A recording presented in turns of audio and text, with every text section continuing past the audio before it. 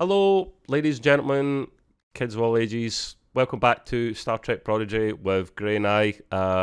Apologies for being late with this review of Season 1, Episode 17, Ghost in the Machine. I've just been under the weather a little bit, but I want to get this episode out so that it's not ultra late, because we're normally on the ball, Gray, aren't we, like Thursday or Friday? Yeah, then we'll be doing another one on Thursday. Hey. Well, hopefully, yeah. I don't see. Well, no, we won't. We're doing it Friday, actually, Gray, but I'll tell you why after. Okay. But yeah, so Must be a football match.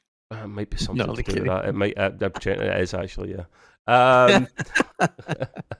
But yeah, this will probably be a shorter episode than usual, purely for two reasons. I'm still not 100%, and there is not as much to cover because I like to say this bit to the end, but it was a bit poo. It was a filler episode, which we'll get into. In fact, we can kick off with the filler aspect just now, Great. We may as well, because it's frustrating me, and I know it was frustrating you. We both think this was a filler episode, but I've got a question for you on that. Is there such a thing as a filler episode on an animated show? Because they get the same budget, it costs them the same amount to do regardless. You know what I mean? It's a good point, because the filler style is episodes filler. filler episodes on live TV used to be years ago.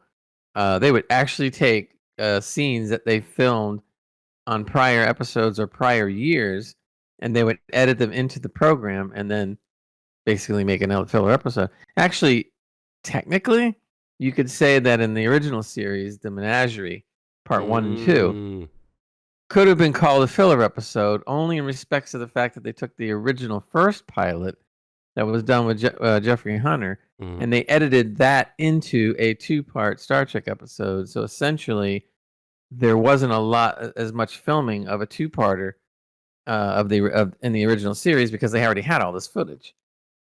That's now, true. it was the only reason you might not want to call it a filler episode is because many people didn't even know the first episode with Jeffrey Hunter was even existed.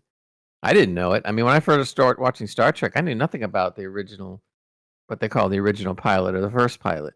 Because back then, 2 pilots for a TV series was totally unheard of. Yeah. You had 1 pilot, and it either sank or swim. Yeah. And they outed a second one, which is very unusual. And of course, the second one was an episode, or it became an episode in the original series. So there's a little background on Star Trek stuff. We always like these insights from Gray on how things used to go in the old Star Trek days. But let me make one thing clear. We're not necessarily mocking filler episodes. I think we've discussed this before. Filler episodes can be some of the best episodes we've ever seen in TV and Star Trek if they're done right, because you don't need lots and lots of money to have good writing. Right. You just need to pay the writers decent wages and you'll get a decent script. But this one was a bit meh until the end. But yeah, we'll kick it off and we'll let you know what's happening. The scene opens where we're on the Protostar, and it looks like they're in the middle of a war. It literally, I shoot 'em up with the Dauntless, and I'm thinking this went from about 5 to 10 in like no time at all. I had no clue it was actually about to come. I mean, to be fair, Gray, I like a good shoot 'em up in Star Trek. I do. I want to see the space battles. It's glorious. I know that's not everything that Star Trek's about, but in this modern day and age, I don't want to care. I don't want to care. I want the pew pew. Did you think when you first saw this that it was genuine, that it was a square goal between them, or did you think something else was up? I thought something else was up because it seemed to be too quick, or they were going to do something like they would say 5 hours previous, and then they go back to it so that they show you how they got to that point. Yes. But they weren't doing either, so immediately I started thinking holodeck, and of course that's what ended up being. Yeah. Gray, I thought this was genuine at the start, to be fair, so Gray saw through the lies. No, it was a recreation, but at the start, the way they played it out, it looked pretty real because, to be fair, the Protostar doesn't stand a chance against the Dauntless. The Dauntless is a lot bigger than it, and it's kind of smashing it there. And then Rock is actually at one point, and thought this scene was cool. Has this ever been done in Star Trek? She tries Morse code with phasers, like phaser shots into space, you know. And you would think someone smart enough would pick that up, but maybe they've moved so past that grey in that future modern stage that it wouldn't even register, would it? I think there was if I remember correctly, and I'd have to really think or research it, but I believe there was an original episode, maybe one or two, where there was Morse code involved, but not with phasers. Not with phasers. No. Yeah. It was an actual type of Morse code where Spock would be going like, they're giving old radio transmissions. Fascinating, and it would end up being some kind of Morse code thing they figure out. But the phaser idea was kind of cool. I was like, yeah, all right, that's good. I like that. Yeah. They, of course, in the simulation, they get blown up anyway. Yeah. Hey, anytime they bring something old-timey into Star Trek, I love it. They've done that before a few times in the past, and I like it when they've done this, but unfortunately, Rock's phaser blast, nothing was registering, and it looked like the Dauntless was literally just going to start boarding the Protostar and game over. But then the simulation ends, and they are on the holodeck, or so it seems, on the Protostar, and they think, yeah, we've got no chance, we're going to get our asses handed to us, what we're going to do, we'll never be able to go back to the Federation, blah, blah, blah, blah. So I thought that was pretty cool. We move on to... we move on to your man Jankum. Now, I think I've said he's my favourite character in this series. I'm pretty sure. Yeah, I'm going to go with Jankum. Who is it for you, actually, Gray? I don't know if I asked you properly. No, and you had mentioned that Jankum being your favorite, and I had to start. I was thinking about it without saying anything, and I don't really think I have a favorite. I think everybody's kind of same in my eyes. Right. So I mean, maybe it'll change as we watch more and more episodes, but I just can't really. I don't know. Can't really put my finger on anyone being the favorite. That may change by the end of the series, though. Another 4 episodes to go, so that might happen. Interesting, great, interesting. Okay. The only thing I want to make one note of that I am getting a little tired of is that I'm getting a little tired of how they drag out the last 3 or 4 or 5 or 6 episodes where they all talk about, oh, we're never going to be Starfleet. Oh, yeah, we're never going to be Starfleet. Oh, boo hoo hoo. Yeah. And then you have Dahl for the 9,000th time going like, I'm a mistake. I was born in a petri dish. Oh, woe is me. I'm like, come on, dude. I know you're a kid, but let's move on. Well, great segue, because the team are all down at this stage because they don't think they'll be able to ever get back. So my man Jankum suggests ice cream to cheer everyone up. I mean, of course he does. The guy just lives to eat. If you look at his waistline, likes to eat, yes. Yeah, he's a big Tellarite. What can we say? And he likes to eat, so he suggests ice cream to cheer them up. And I've noted here, when I looked at them from a strange angle, I thought they looked like exotic spotted eggs. I'm looking at this going, I don't ice cream. You're right. When I first saw it, I didn't think it was ice cream. It's like, I'm looking at this going like, what is this stuff? You can't animate ice cream better than that? Come on. Yeah. It didn't look appealing at all. I'm sitting there going like, what are these things, like ugly looking eggs? Or I was waiting for them to crack it open and be like something inside. Yeah. And then all of a sudden I started catching on. Yeah. Yeah. Could have been Klingon Gach. That would have been even more interesting. Well, it didn't look too appealing anyway. Maybe it's just Tellarite ice cream, and we don't want to eat that stuff because it sounds horrible. So yeah, I mentioned here, like we touched on it before, it sounded like a filler episode, looked like a filler episode. Gray agrees it is most definitely a filler episode, and we get that these things happen. You could still make them better than this one. Yeah. Now, it looks like there may be an issue. Here we go. We know what's going to start happening after I mention this line. Yeah. It looks like there may be an issue with the holo emitters. How many times have we seen this one, man?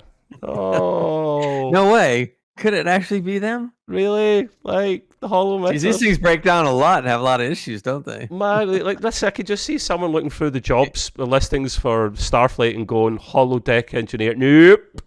I'll be doing overtime. I'm not doing it. These things break down constantly.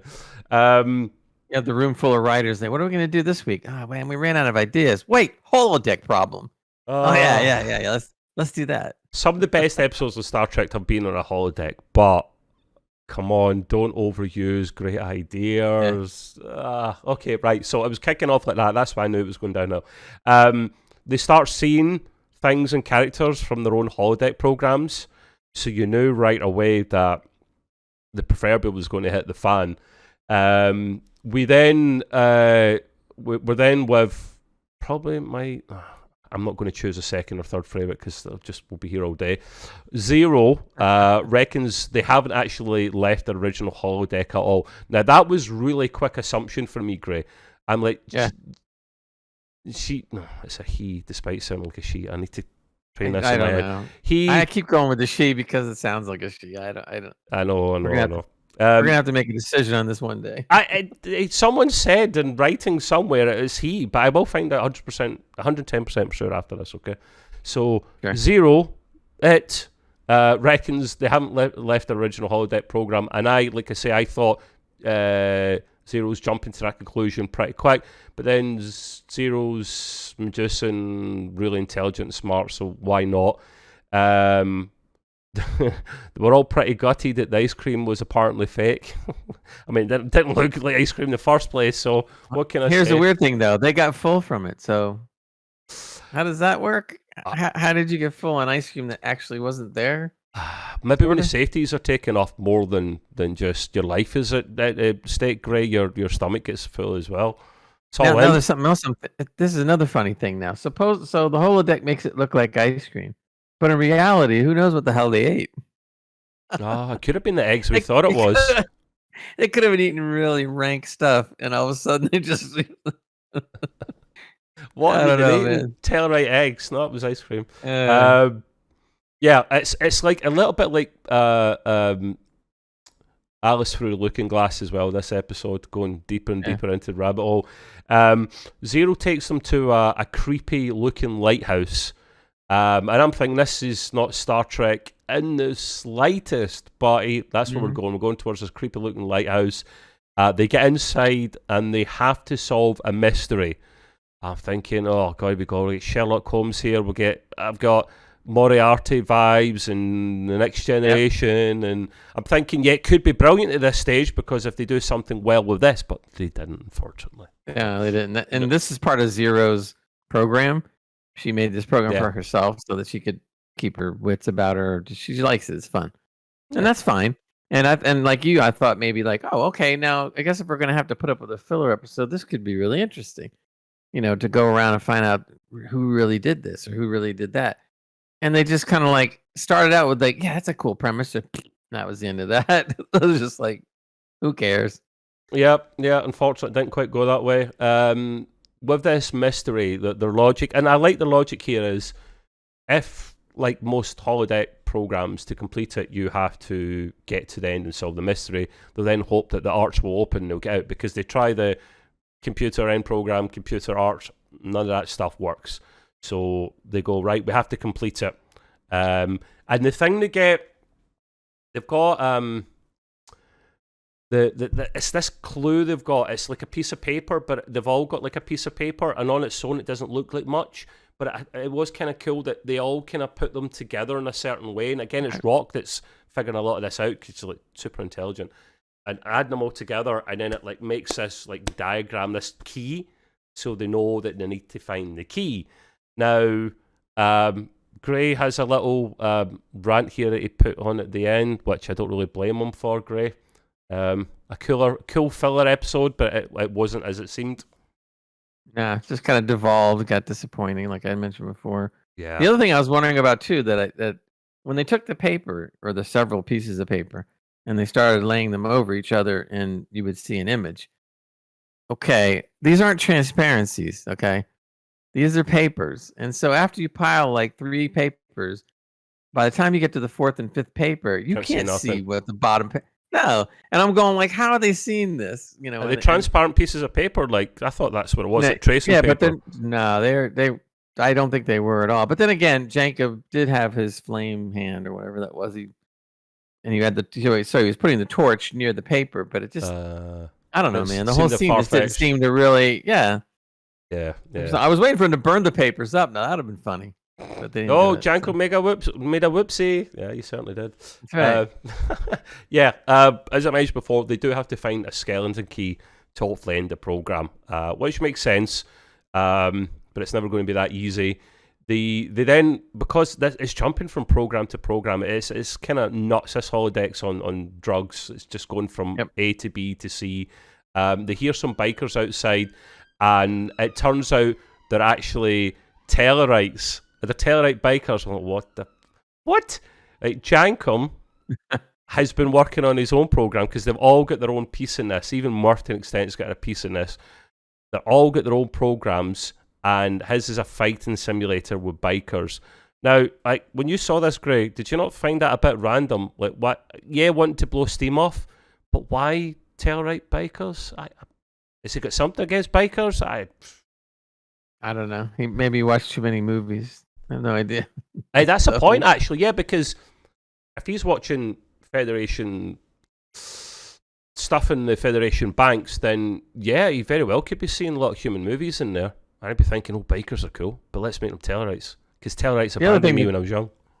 And I guess because the program is going nutty, it's like it's the same Tellarite. They don't look much different. I figured the one that he was imagining or whatever, looks like the next one. Like, okay. Could have been. Oh, maybe that's where they cut money down the episode. Ooh, see, they only had to draw a Tellarite once. Yeah, they just used computer to reproduce them. That's a good point. I didn't actually. I didn't think about it. Just exactly the same, but the were. Yeah. Damn. Yeah. If they had to make different ones, it would have taken a lot longer. Despite computer, help and stuff like that. So might have been a method to the madness there. And they didn't look like him, so to be fair, it wasn't. It was just the one other Tellarite. He gets a bit excited at this stage, Jankum, and he's literally like going, "Oh yes, this is my program. I'll show you how it's done." And he's going to go and preferably kick their ass, at least initially. He started to. Yeah, he did, but he got a bit cocky, and he does actually get hurt. And then it turns out safety protocols are not active. The age-old thing. I was just going to say, right, how many times have we heard this in two? Our safety protocols aren't working, really? So many times we're going to hear this. I mean, it had to happen, didn't it? Right, I'm laughing at that point, but it has to happen like that, because if the safety protocols are on, then it's easy. You just do whatever you need to do to get through it. You don't need to think about it like it was like real life. So I get it, but I laughed at it because I went, oh, here we go, the same old trope. They're not engaged. And I guess when the holodeck goes batshit crazy, then everything's deactivated in that respect. Like anything that's safety-wise gone, done. You fend for yourself. But yeah, if you think about it, the thing that's weird about these safety protocols or whatever, you would think that the holodeck, especially, would have double or triple. Yeah, it would be like hard coded in there so that it's almost impossible to turn off. I mean, because you're talking about your life, you could get you get hurt very easily, possibly even die, and they didn't want that. So you would put in a backup to the backup to the backup. Yeah, and then it's essentially. This would never happen, but it seems to happen all the time. That's a good point, Gray. And they've never actually addressed that, as far as I'm aware, that I know of. Like, they have redundancies in secondary systems and tertiary systems, but is there a tertiary or a backup system for the holodeck? Don't know. I don't think there is. I would think you'd have to have. If one protocol supposedly breaks, you got to have a second one, and you got to have a third one just in case. And yet, they just seem to fake. They seem to break all the time. It's just like, makes no sense. We're not surprised. Funnily enough, Jankum's not so cocky after he finds out he gets hurt. He's more like a little screaming girl after this, which I found amusing. But because Gwen's such a badass, they do rally against the bikers, and they kind of cut them down to size. And as they're all kind of fleeing, they chase down the runt at the back, the last biker, and he has a tattoo of a chest of a key on his chest. And here we go. Here's the clues. Follow the rabbit. Alice in Wonderland. Here we go. There Yeah. There was one scene though when they got to the last one with the key on his chest. Mm-hmm. Rock did like an Incredible Hulk move. Did you see this? Yeah. She just takes her hand and goes boom. Yeah, I put a special note here. I was like, yeah, Rock was also kicking arse.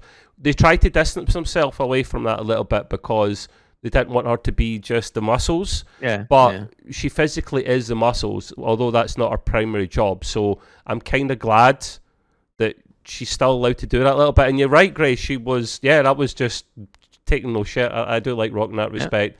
But she was very nice when she did it. Oh yeah, of course. She's always a nice person. Hereafter something about fighting lessons from Scotty. I was like, what? I mean, Scotty was a good fighter, but what? Oh, some of the you've yet to see them, but when you see some of the old episodes, there wasn't many. I get it. I agree. Yeah. But there was times where Scotty had to get into a fight, and he could handle himself just fine. So it just brought my memory saying, like, come on, you need to get a few lessons from Scotty. You can't be that weak of an engineer. True, fellow engineer, right? Okay, I know you're coming from there, mate. I was going to say, like, yeah, there's Kirk would be a better teacher, or Spock, or no, fellow engineer, right? That makes sense. I think Trouble with, trying to remember, was it Trouble with Tribbles? There was one episode where Scotty got into a lot of fights, and I think it was the Trouble with Tribbles, although I'm not positive. Drunk. I mean, there was a whole scene, like a barroom brawl, that was going on with people flying across the tables, and Kirk's coming in going, yeah. He goes, what is going on? Yeah. Who started this? Who threw the first punch? And who was it? It was Scotty. God, yeah. And he goes, and Kirk just goes like, what? Yes, I do remember this, because the Defiant episode where they go back to that time on K12 or whatever the station was, they joke about this, that we can't get involved, but they end up doing get involved, the Defiant crew, to a little extent with this fight. So, yeah, I had a little chuckle at that. Great. I love that scene because that was one of the few, if only, times that Scotty really got to rip and roar. And he was just like, and the whole room was just great. It was like an old West barroom brawl. Was he drunk? It was perfect. He was drunk or not. Some of that was in there too. A little bit, but it was really quite good. You need a few sherbets before you start a square go in a bar. To be fair, you don't do these things sober. The acting between Shatner and Doohan were so good in that episode because Shatner's looking totally like, what do you mean you started it? You threw the first punch. He was supposed to keep the peace. And he came down there, and when they started to insult his Scottish heritage, and he sits there going like, well, you don't understand, Captain.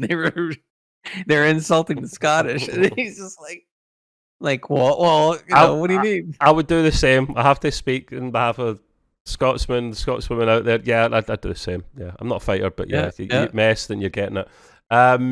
Yeah, that was amusing. Glad you brought that up, Gray. Now, black and white time in the next scene. I hate it when they do this. I really, really do. But I don't mind. It's fine. I thought you maybe might dislike it because when it comes to graphics, I know it's not graphics. You don't like anything that's too crappy, so I was thinking you'd wanting color and spectacles and. This was all done as effect because in the 20s and 30s they used to do 1920s and 30s and even 40s and what they used to make a lot of these gangster type movies, and all these film noir episodes were always done in black and white or in that brownish, I forget what they call it, kind of color. So they automatically start shifting to that. To now, because most kids aren't going to get it whatsoever. They're probably going to be asking their parents, going like, "Why is it black and white? What happened to the damn TV?" But it was a throwback to the old days when they did these gangster flicks, and all of a sudden they're entering into a bar where a lot of these things happen, and also there's usually a brothel somewhere in the back and all this stuff. So they go to the black and white to make it seem like that. I get it. That's fine. Yeah. It's while I don't like it, I understand that it fitted the scene and what they were trying to do. So this black and white noir scene was it was where the Key Club is situated, so very cloak and dagger.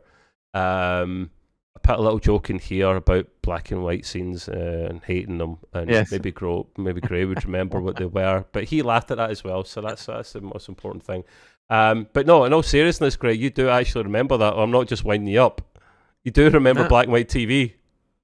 Oh yeah. Yeah, see, I'm not making it up. He does. He remembers it. So Well, the weird thing about black and white TV is I was pretty young, but when I started watching certain shows, the weirdest part is they started out in black and white, and then all of a sudden, in the second or third season of a 4 or 5 season show, it went to color weird. because the technology and the costs had caught up to where they could do it all the time.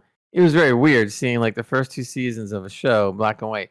Third season comes out and boom, it's like all in color. And like, What was Star Trek the original series shown right off the bat in color or black and white? I can't remember. Yeah. No, it was always color.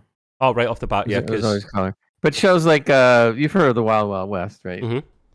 You probably heard it from the movie, but the original TV series was one of my favorite TV series of all time. I love that show. And it was on for 4 years. And if I remember correctly, the first year was black and white. But right around that time when all shows were going color, it went color the second season. And it was just kind of like, what? And then if you remember, you won't remember, but if you've heard the word thrown around, Gilligan's Island and some of those other old sitcoms, right? Mm-hmm. Every one of them started black and white and went to color.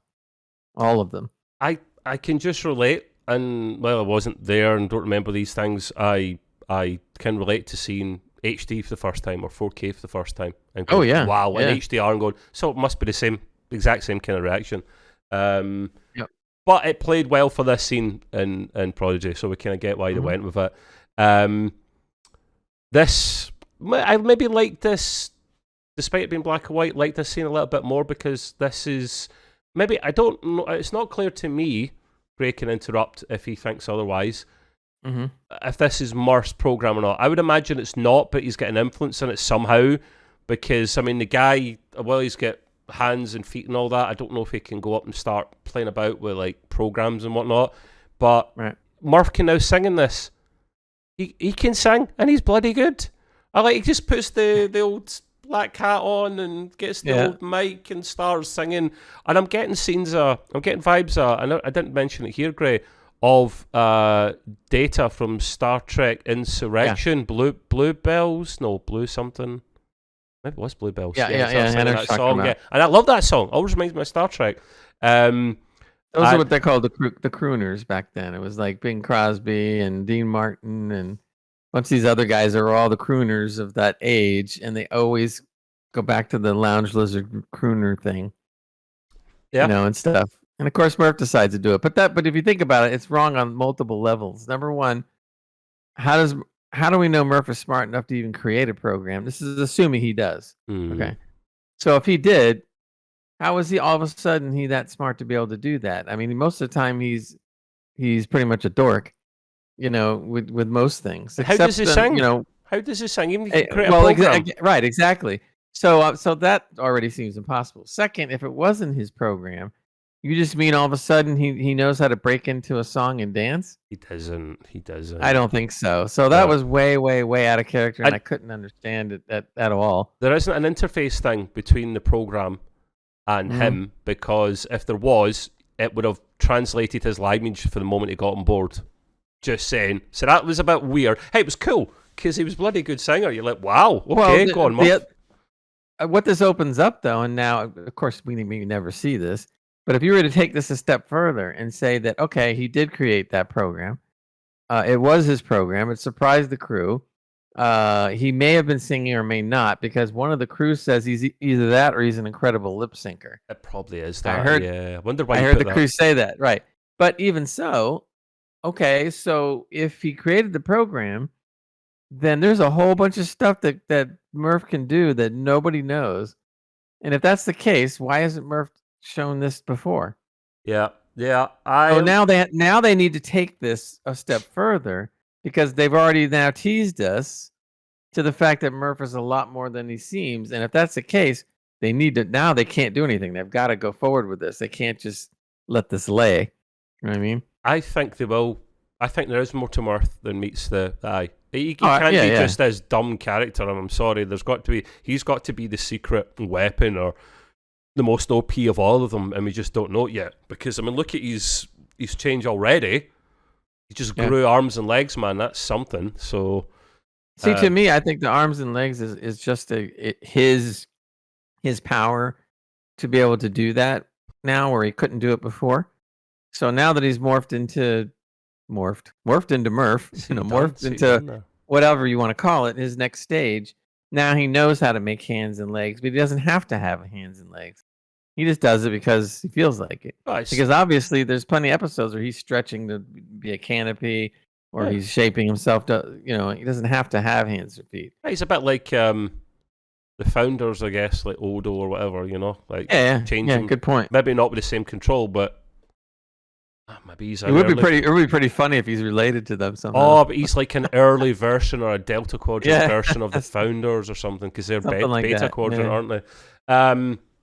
But yeah, we check in with Gwen now. We haven't seen much of Gwen at this point, but she's talking to a barista, and it's her father. It's the diviner, right? And I'm thinking they're really messing things up here. Dal and Jankum see the holo of the diviner, and they don't bat an eyelid. And Crane, I just thought that was bloody weird. Like, what? This is the guy you would have to say something, even if it was one remark, like Gwen, take it easy. Don't worry about it. I mean, something.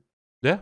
And they just totally ignore it all. Like you can't just ignore that man. He's such a significant threat. Like I don't understand. Right. That. Even if he was a holo character, you would think there would have been some kind of sympathy towards Gwen, or something like that. And yet there was nothing. They didn't notice it. They didn't see what was going on. They don't know what she did. They don't know. I mean, they knew it was a holodeck recreation, but even still, you still bat an eyelid.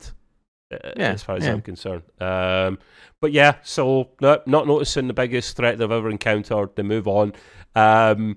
Rock and Zero notice that the piano sounds a bit strange. Now, I like this little scene because it was attention to detail. They're like, every time he's hitting this one key, it's not sounding right, and it's because it's bloody missing the key.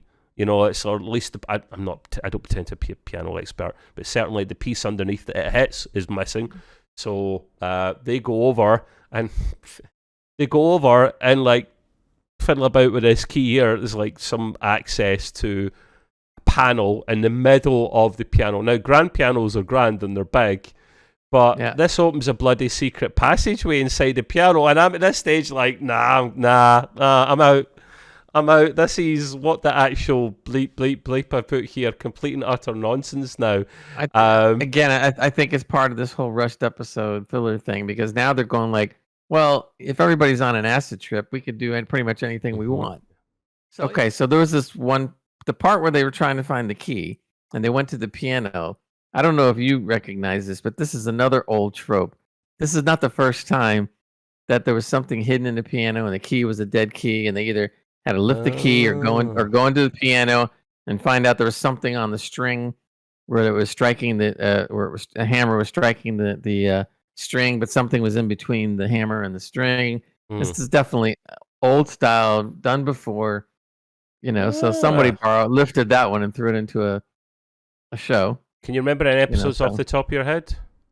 No, there's been a couple different movies and stuff where this was a trick that they used. It's not the first time. Oh, okay. It's kind of a standard. You don't want to do it all the time, but no, it's kind of a well-known little ditty. Just like many great things in Star Trek, we've said it time and time again. We'll probably say it time and time again. Stop reusing great ideas all the time, because then they don't become great anymore because you've used them all the time.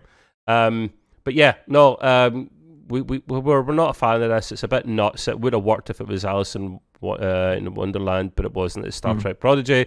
It then takes them to a pirate ship. Like, and this is Dal's program, and this makes sense, the captain, all that. It's still batshit crazy for me at this point. And the pirates scatter to find the key, and one of them dives overboard to look. I just found this amusing. It's like everyone else is looking under the ship and in the captain's section, and one of the guys just goes, I'll look over here. See you later, mate. So I had a little chuckle. That was pretty funny. Yeah. That was good. I thought that was a nice little thing they stuck in there. See, and of course, Dal at this point too says something to the effect that he came up with this program because this is the only program where he can feel normal. There you go. Oh, whoa, it's me again. That's kind of like, all right, Dal, you're feeling sorry for yourself. We get it.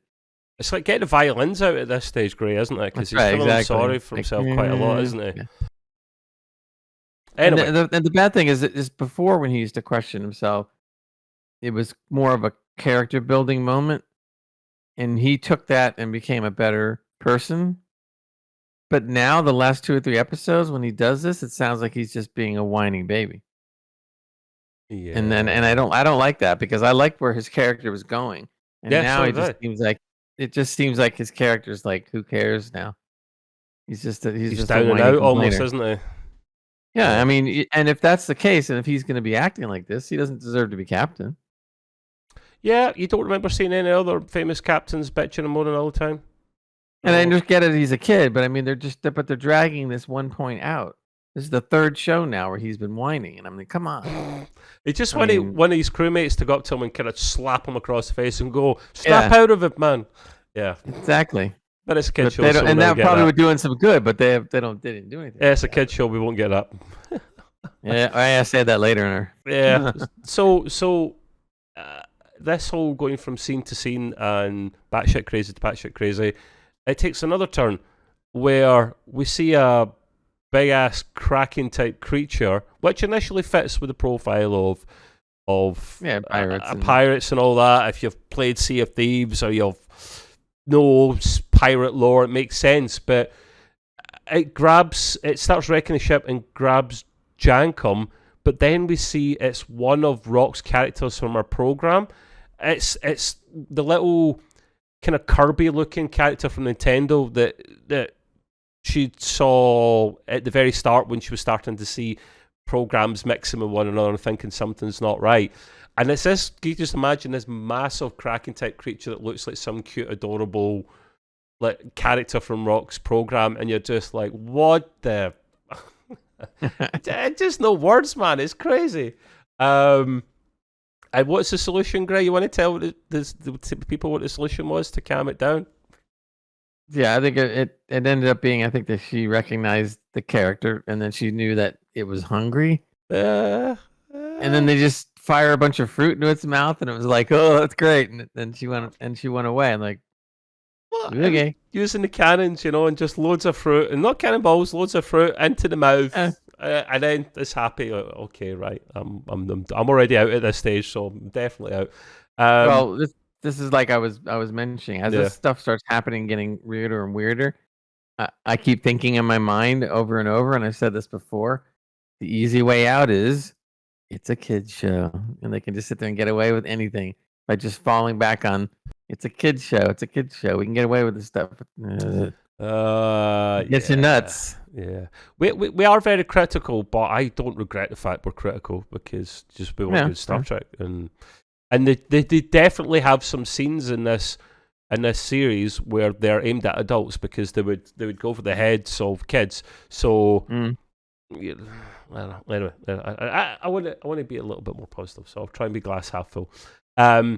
So at this stage now, the ship is now leaking after being battered a lot. And if you watch Sea of Thieves, you have to get planks of wood and quickly patch the holes before it sinks.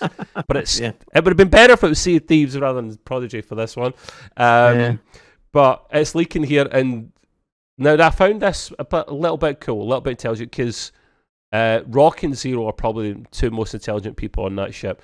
And Zero suggests that they don't try to fix it and escape, because the clues just keep coming and coming without an end in sight. So they're just thinking, like, let's just let it run its course, game over. And at this stage I thought, cool, Grey, but I also thought the safeties are off. You're risking it for a hell of a sized biscuit. So, but then you've mentioned here a kind of easy way out again, haven't you? So, it's the problem is that they come up with a way too simple solution. Yeah, we're just gonna stand still, and it will understand that nothing's gonna happen, so it'll give up. And I'm like, no, it's not. It's gonna keep throwing garbage at you to try to keep you trapped in there. Yeah. And so with the protocols off, you're all gonna die. And so this was just another thing, again, easy way out, kids show thing. And they just went like, oh, let's just stand still and everything will be fine. I'm like, oh, don't do this. That would have made more sense if the safety protocols were still on. I'd be like, just let it run its course and then get out quickly. Even then, I still wouldn't have liked it, but it would have made more sense. Correct. Yeah, as long as things make sense. I might not enjoy them, but make them make sense. I'm very much about logic. It's not just Star Trek. What can I say? So yeah, it's the old trope. It's a kid show again. We're using that as an excuse, but it is what it is. Now they're using it as an excuse. We just found out. We did.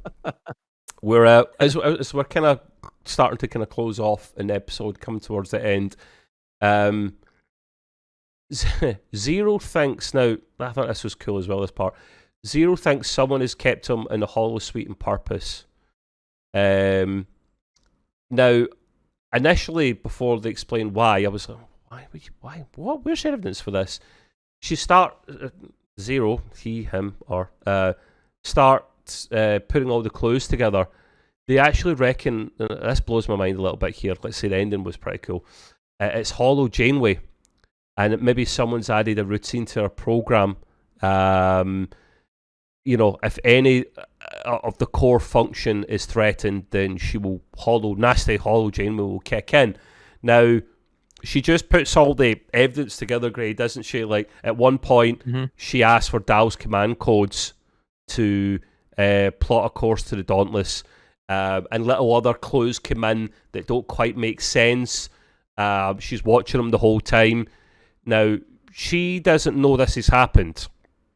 And it's safe to say at this stage, Gray, she's kind of horrified. I mean, it's the construct.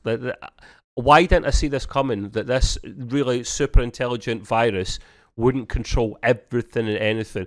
The only way it couldn't control the ship is because it didn't have the command codes, but now it does. So, I mean, give me your 2 pence worth just now, Gray. Is the shit hit the fan? Did you see this coming? No, I didn't see it coming. And this is like the one part and the one only part that I liked about the episode was the last 3 minutes when they went into this whole thing. Now, all the crap leading up to it was ridiculous. They could have done a much better episode and still led up to this part. Yeah. Or did it in a better way.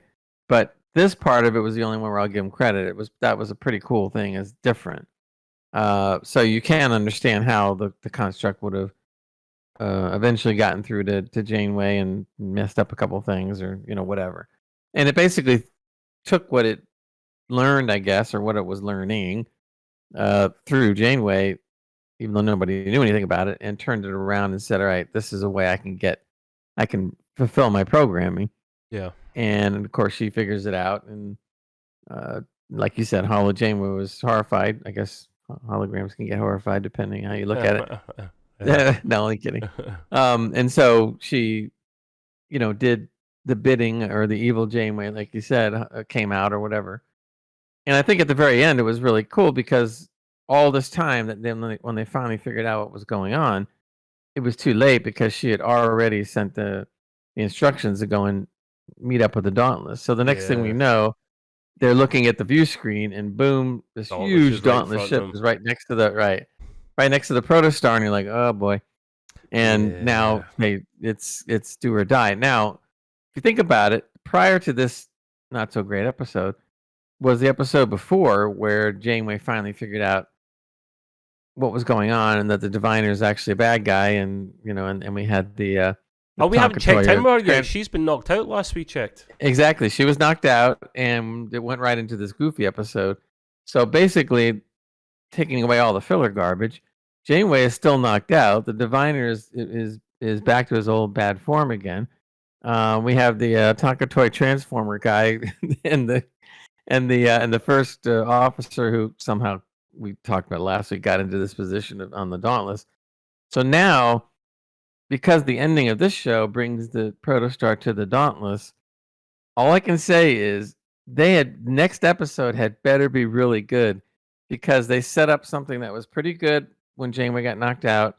They set up something that's really cool at the end of this lousy episode.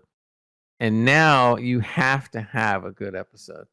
If you don't have a good episode to put these things together, it's going to be bad.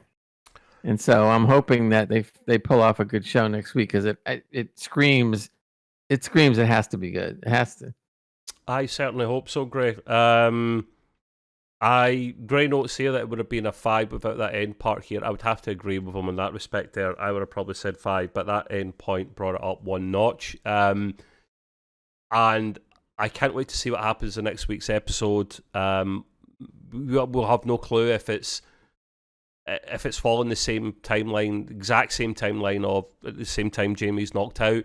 Is the Diviner in charge of the ship? I'd like to think not, that one guy can't over bloody run a whole starship, because that's what they'll do. You know they'll do that. You know, but I'd say there is three of them. There is three of them, I guess. There is the bloody robot guy. But it's still, it's again, like I said, the episode has to be really well written, because how are you going to explain? You can't just have these three take over the ship. It's just, you need to find a way. There has to be some logical explanation. At the same time, you have to have some kind of a really good explanation of how are they going to keep the construct from not finally infiltrating the Dauntless somehow. I mean, it's right there and it's ready to happen kind of thing. And it's kind of stupid in a way, because he maybe done that for nothing when the ship came to him in the first place. Right. So now they're in a do or die situation where they got to think their way out of this one, the writers, and I hope so, because if they don't, it's going to look really foolish. Yeah, so I have to agree. We'll find out what happens. I've got high hopes, and I'm looking at the glass half full for that one. But yeah, no, thank you for your patience, people, and this being a little bit later.